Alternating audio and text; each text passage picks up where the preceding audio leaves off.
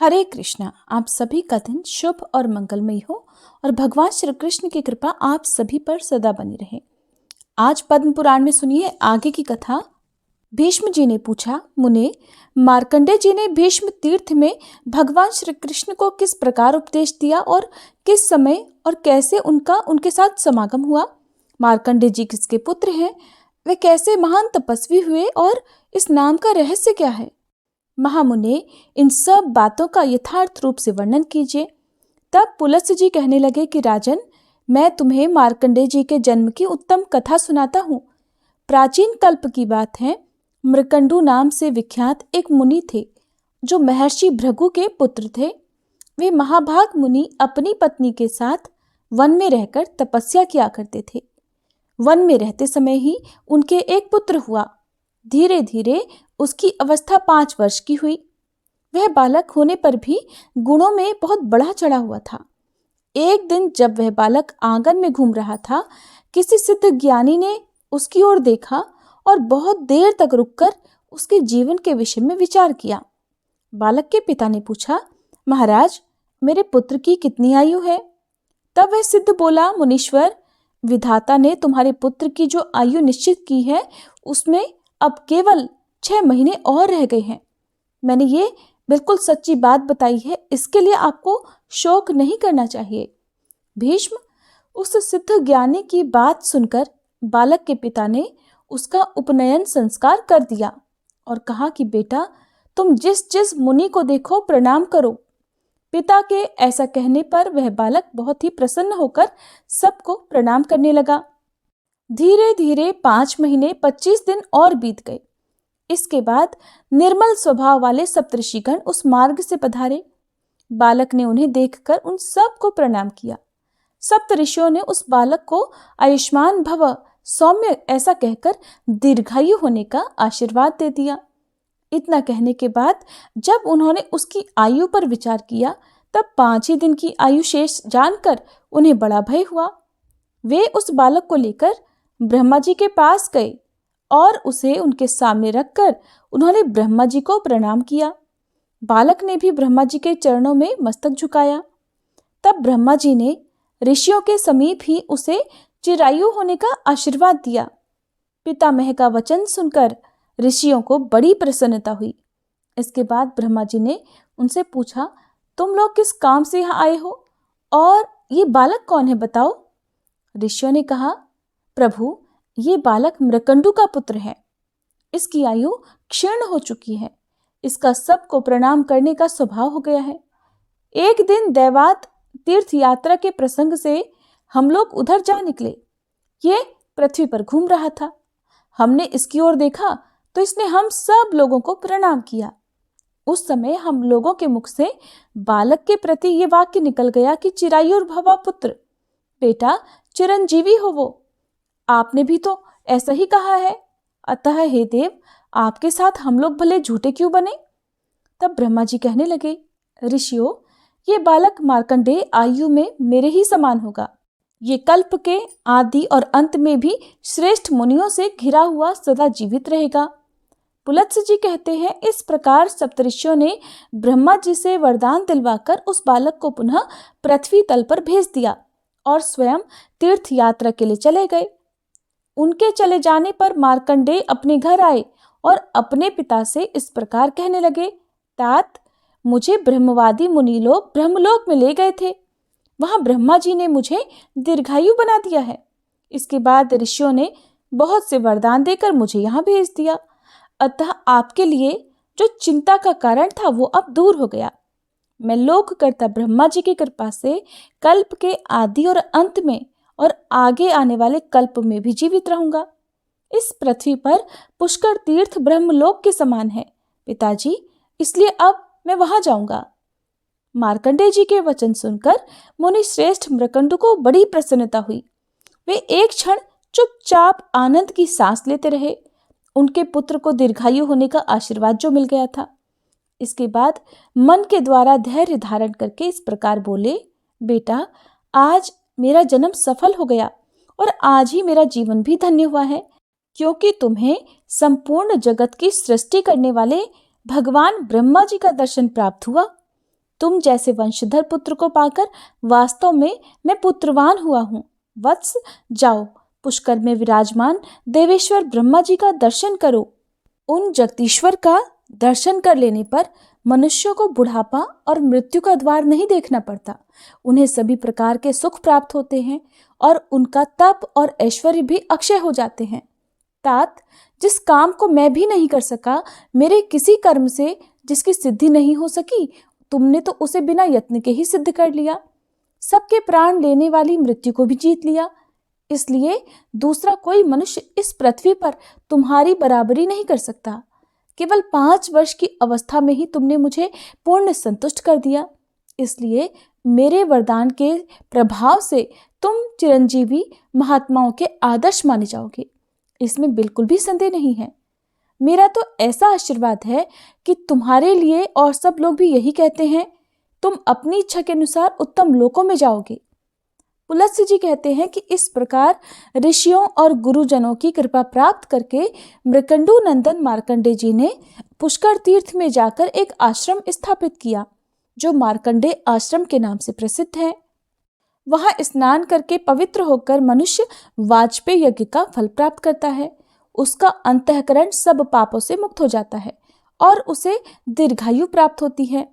अब मैं दूसरे प्राचीन इतिहास का वर्णन करता हूँ, ध्यान देकर सुनो। श्री राम जी ने जिस प्रकार पुष्कर तीर्थ का निर्माण किया वो प्रसंग आरंभ करता हूँ। पूर्व समय में श्री रामचंद्र जी जब सीता जी और लक्ष्मण के साथ चित्रकूट से चलकर महर्षि अत्रि के आश्रम पर पहुंचे, तब वहां उन्होंने मुनि श्रेष्ठ अत्रि से पूछा, महामुने, इस पृथ्वी पर कौन कौन से पुण्यमय तीर्थ अथवा कौन सा ऐसा क्षेत्र है जहां जाकर मनुष्य को अपने बंधुओं के वियोग का दुख नहीं उठाना पड़ता? भगवान, अगर ऐसा कोई स्थान हो तो वो मुझे बताइए। तब महर्षि अत्रि बोले, रघुवंश का विस्तार करने वाले वत्स श्री राम, आपने बड़ा उत्तम प्रश्न किया है। मेरे पिता ब्रह्मा जी के द्वारा बनाया हुआ एक उत्तम तीर्थ है जो पुष्कर नाम से विख्यात है। वहां 2 प्रसिद्ध पर्वत हैं जिन्हें मर्यादा पर्वत और यज्ञ पर्वत कहते हैं। उन दोनों के बीच में 3 कुंड हैं जिनके नाम क्रमशः ज्येष्ठ पुष्कर, मध्यम पुष्कर और कनिष्ठ पुष्कर हैं। वहां जाकर अपने पिता दशरथ को आप पिंडदान से तृप्त करो। वह तीर्थों में श्रेष्ठ तीर्थ और क्षेत्रों में उत्तम क्षेत्र है। रघुनंदन, वहां अवियोगा नाम की एक चौकोर बावली है और एक दूसरा जल से भरा हुआ कुआं है जिसे सौभाग्य कूप कहते हैं। वहां पर पिंडदान करने से पितरों की मुक्ति हो जाती है। वह तीर्थ प्रलय पर्यंत रहता है, ऐसा पितामह का कथन है। पुलत्स्य जी कहते हैं, बहुत अच्छा कहकर श्री रामचंद्र जी ने पुष्कर जाने का विचार किया। वे ऋक्षवान पर्वत, विदिशा नगरी और चर्मणवती नदी को पार करके यज्ञ पर्वत के पास जा पहुंचे। फिर बड़ी तेजी से उस पर्वत को भी पार करके वे मध्यम पुष्कर में गए। वहां स्नान करके उन्होंने मध्यम पुष्कर के ही जल से समस्त देवताओं और पितरों का तर्पण किया। उसी समय मुनि श्रेष्ठ मार्कंडे जी अपने शिष्यों के साथ वहां आए। श्री रामचंद्र जी ने जब उन्हें देखा तो सामने जाकर प्रणाम किया और बड़े आदर के साथ कहा, मुने, मैं राजा दशरथ का पुत्र हूँ। मुझे लोग राम कहते हैं। मैं महर्षि अत्रि की आज्ञा से अवियोगा नाम की बावली का दर्शन करने के लिए यहाँ आया हूँ। विप्रवर, बताइए वह स्थान कहाँ है? तब मार्कंडेय जी ने कहा, रघुनंदन, इसके लिए मैं आपको साधुवाद देता हूँ, आपका कल्याण हो। आपने ये बड़े पुण्य का कार्य किया कि तीर्थ यात्रा के प्रसंग से यहाँ तक चले आए। यहाँ से अब आप आगे चलिए और अवियोगा नाम की बावली का दर्शन कीजिए। वहाँ सबका सभी आत्मीय जनों के साथ संयोग होता है। इहलोक या परलोक में स्थित जीवित या मृत सभी प्रकार के बंधुओं से भेंट होती है। मुनीश्वर मार्कंडेय जी के ये वचन सुनकर श्री रामचंद्र जी ने महाराज दशरथ, भरत, शत्रुघ्न, माताओं और अन्य पूर्ववासी जनों का स्मरण किया। इस प्रकार सबका स्मरण करते चिंतन करते करते उन्हें संध्या हो गई। तब श्री रघुनाथ जी ने मुनियों के साथ सायंकाल का संध्योपासन किया। इसके बाद रात में भाई और पत्नी के साथ वहीं शयन किया। जब रात्रि का अंतिम पहर बीतने लगा तब श्री रघुनाथ जी ने स्वप्न में देखा कि वे पिताजी और अन्य संबंधियों के साथ अयोध्या में विराजमान हैं। वैवाहिक मंगल कार्य समाप्त करके वे बहुत से बंधु बांधवों के साथ ऋषियों से घिरे बैठे हैं। साथ में पत्नी सीता भी उपस्थित है। लक्ष्मण और सीता जी ने भी इसी रूप में श्री रघुनाथ जी को देखा। सवेरा होने पर उन्होंने मुनियों से सारी बातें निवेदन की, जिन्हें सुनकर ऋषियों ने कहा, रघुनंदन, ये स्वप्न सत्य है, परंतु मृत पुरुषों का जब स्वप्न में दर्शन हो तो उसके लिए श्राद्ध करना आवश्यक माना गया है। संतान के अभ्युदय की कामना रखने वाले और अन्न चाहने वाले पितर ही भक्त संतान को स्वप्न में दर्शन देते हैं। आपका पिता से वियोग तो था ही, माता और भरत के साथ भी 14 वर्षों तक वियोग रहेगा। वीर, अब आप राजा दशरथ का श्राद्ध कीजिए। ये सभी ऋषि महर्षि आपके भक्त हैं और आपके शुभ कार्य में सहयोग देने के लिए प्रस्तुत हैं। मैं अर्थात मार्कंडेय, जमदग्नि, भरद्वाज, लोमश, देवरात और शमीक, ये 6 श्रेष्ठ द्विज श्राद्ध में उपस्थित रहेंगे। महाबाहो, आप केवल सामान जुटाइए। श्राद्ध में प्रधान वस्तु तो है ही, इंगुदी अर्थात लिसोड़े की खली, बेर और आंवले, इनके साथ पके हुए बेल और तरह तरह के मूल होने चाहिए। इन सब वस्तुओं से और श्राद्ध संबंधी दान द्वारा आप ब्राह्मणों को तृप्त कीजिए। सुव्रत, पुष्कर के वन में आकर जो नियम पूर्वक रहता और नियमित आहार करके श्राद्ध आदि के द्वारा पितरों को तृप्त करता है, उसे अश्वमेध यज्ञ का फल प्राप्त होता है। श्री राम, आप श्राद्ध की सामग्री एकत्रित कराइए। हम लोग स्नान करने के लिए ज्येष्ठ पुष्कर में जा रहे हैं। श्री रघुनाथ जी से ऐसा कहकर वे सभी ऋषि चले गए। तब श्री रामचंद्र जी ने लक्ष्मण से कहा, सुमित्रा नंदन, अच्छे अच्छे संतरे, कटहल, पारद, मीठे बेल, शालूक, कसेरू, पीली काबरा, अच्छे अच्छे कैर, शक्कर जैसे सिंघाड़े, पके कैथ और जो भी सामयिक फल हो, उन्हें श्राद्ध के लिए शीघ्र ही ले आओ। श्री रामचंद्र जी की आज्ञा पाकर लक्ष्मण ने सारा सामान एकत्रित कर दिया। जानकी जी ने भोजन बनाया और तैयार हो जाने पर श्री रामचंद्र जी को बता दिया। श्री राम भी अवियोगा नाम की बावली में स्नान करके मुनियों के आने की प्रतीक्षा करने लगे। दोपहरी के बाद जब सूर्य ढलने लगे और कुतप नाम की बेला उपस्थित हुई, उस समय श्री रामचंद्र जी के द्वारा निमंत्रित सभी ऋषि वहां आ पहुंचे। मुनियों को आया देख विदेह कुमारी सीता जी वहां से दूर हट गई और झाड़ियों की आड़ में छुपकर बैठ गई। श्री रामचंद्र जी ने स्मृतियों में बताई हुई विधि के अनुसार ब्राह्मणों को भोजन कराया और मनुष्यों के श्राद्ध के लिए जो वैदिक क्रिया बताई गई है वह सब संपन्न की। फिर वैश्वदेव करके पुराणोक्त विधि का भी पालन किया। ब्राह्मणों के भोजन कर चुकने पर क्रमशः पिंड देने के बाद ब्राह्मणों को विदा किया। उनके चले जाने पर श्री रामचंद्र जी ने अपनी प्रिया सीता जी से कहा, प्रिय, यहाँ आए हुए मुनियों को देखकर तुम छिप क्यों गई? इसका कारण मुझे जल्दी बताओ।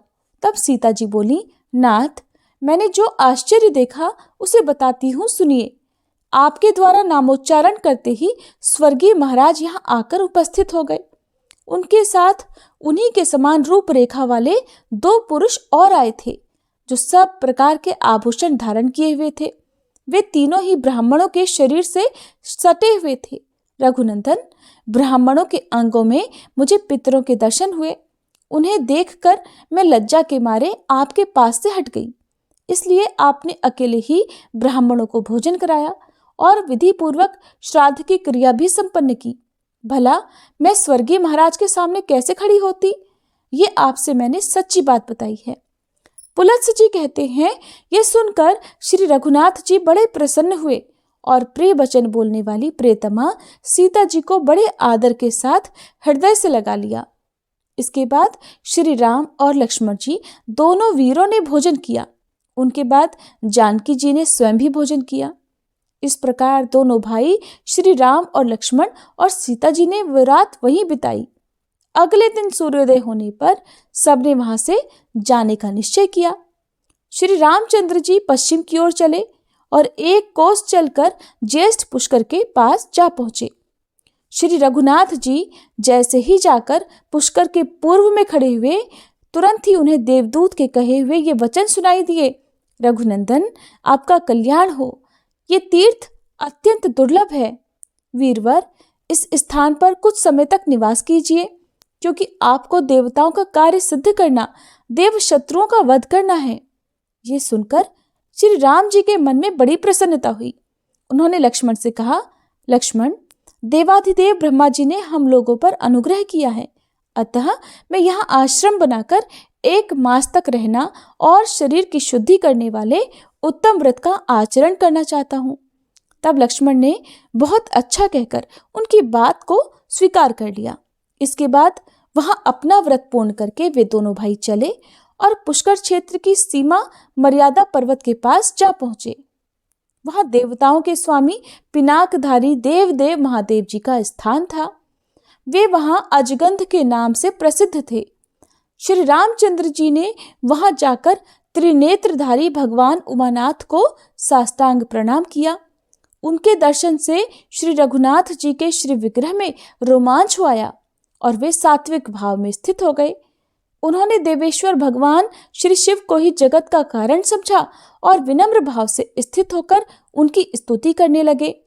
श्री राम जी बोले, जो चराचर प्राणियों सहित इस संपूर्ण जगत को उत्पन्न करने वाले हैं, उत्पन्न हुए जगत के दुख सुख में एकमात्र कारण है और अनंत काल में जो पुनः इस विश्व के संहार में भी कारण बनते हैं, उन शरणदाता भगवान श्री शंकर की मैं शरण लेता हूँ। जिनके हृदय से मोह, तमोगुण और रजोगुण दूर हो गए हैं, भक्ति के प्रभाव से जिनका चित्त भगवान के ध्यान में लीन हो रहा है, जिनकी संपूर्ण कामनाएं निवृत्त हो चुकी हैं और जिनकी बुद्धि स्थिर हो गई है, ऐसे योगी पुरुष अपरिमेय दिव्य भाव से संपन्न जिन भगवान शिव का निरंतर ध्यान करते रहते हैं, उन शरणदाता भगवान श्री शंकर की मैं शरण लेता हूँ। जो सुंदर किरणों से युक्त निर्मल चंद्रमा की कला को जटाजूट में बांधकर अपनी प्रियतमा गंगा जी को मस्तक पर धारण करते हैं, जिन्होंने गिरिराज कुमारी उमा को अपना आधा शरीर दे दिया है, उन शरणदाता भगवान श्री शंकर की मैं शरण लेता हूँ। आकाश से गिरती हुई गंगा जी को, जो स्वच्छ, सुंदर और चंचल जलराशि से युक्त और ऊंची ऊंची लहरों से उल्लसित होने के कारण भयंकर जान पड़ती थी, जिन्होंने हिलते हुए फूलों से सुशोभित माला की तरह सहसा अपने मस्तक पर धारण कर लिया, उन शरणदाता भगवान शंकर की मैं शरण लेता हूँ। कैलाश पर्वत के शिखर के समान ऊंचे शरीर वाले दशमुख रावण के द्वारा हिलाई जाती हुई कैलाश गिरी की चोटी को जिन्होंने अपने चरण कमलों से ताल देकर स्थिर कर दिया, उन शरणदाता भगवान श्री शंकर की मैं शरण लेता हूँ। जिन्होंने अनेकों बार दैत्यों को युद्ध में परास्त किया है और विद्याधर, नागगण और फलमूल का आहार करने वाले संपूर्ण मुनिवरों को उत्तम वर दिए हैं, उन शरणदाता भगवान श्री शंकर की मैं शरण लेता हूँ। जिन्होंने दक्ष का यज्ञ भस्म करके भग देवताओं की आंखें फोड़ डाली और पूषा के सारे दांत गिरा दिए और वज्र सहित देवराज इंद्र के हाथ को भी स्तंभित कर दिया, जड़वत निश्चेष्ट बना दिया, उन शरणदाता भगवान श्री शंकर की मैं शरण लेता हूँ।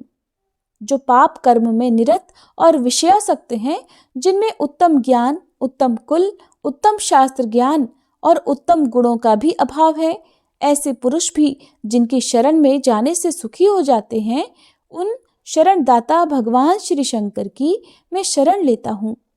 जो तेज में करोड़ों चंद्रमाओं और सूर्यों के समान हैं, जिन्होंने बड़े बड़े देवताओं और दानवों का भी दिल दहला देने वाले कालकूट नामक भयंकर विष का पान कर लिया था, उन प्रचंड वेगशाली शरणदाता भगवान श्री शंकर की मैं शरण लेता हूँ।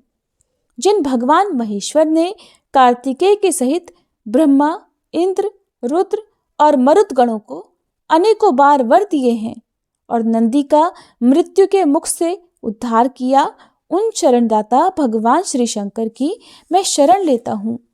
जो दूसरों के लिए मन से भी अगम्य है, महर्षि भृगु ने हिमालय पर्वत के निकुंज में होम का धुआं पीकर कठोर तपस्या के द्वारा जिनकी आराधना की थी और जिन महात्मा ने भृगु को उनकी तपस्या से प्रसन्न होकर संजीवनी विद्या प्रदान की, उन शरणदाता भगवान श्री शंकर की मैं शरण लेता हूँ।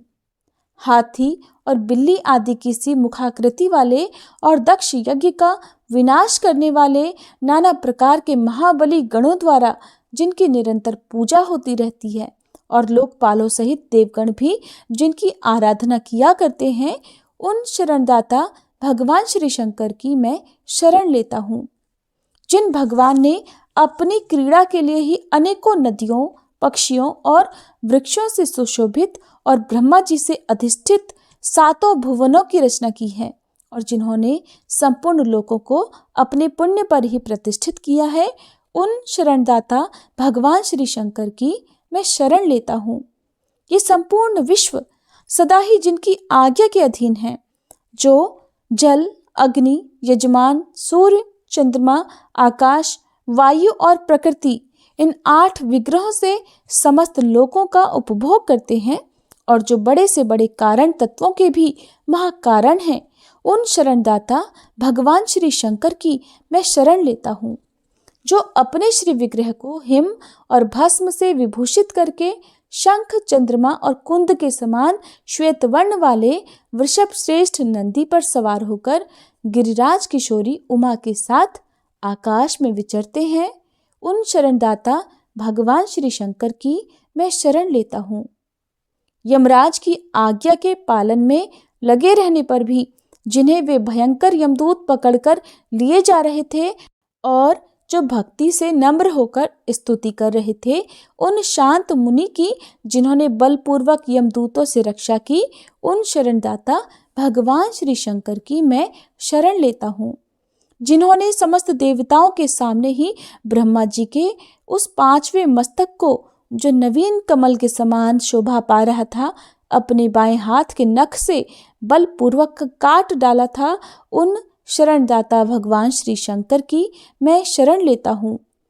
जिन वरदायक भगवान के चरणों में भक्ति पूर्वक प्रणाम करके और आलस्य रहित निर्मल वाणी के द्वारा जिनकी स्तुति करके सूर्यदेव अपनी उद्दीप्त किरणों से जगत का अंधकार दूर करते हैं, उन शरणदाता भगवान श्री शंकर की मैं शरण लेता हूँ। देवश्रेष्ठ, जो मलिन हृदय मूढ़ पुरुष ऐश्वर्य, मान, प्रतिष्ठा तथा वेद विद्या के अभिमान के कारण आपको इस चराचर जगत का गुरु नहीं जानते, वे मृत्यु के पश्चात नरक की यातना भोगते हैं।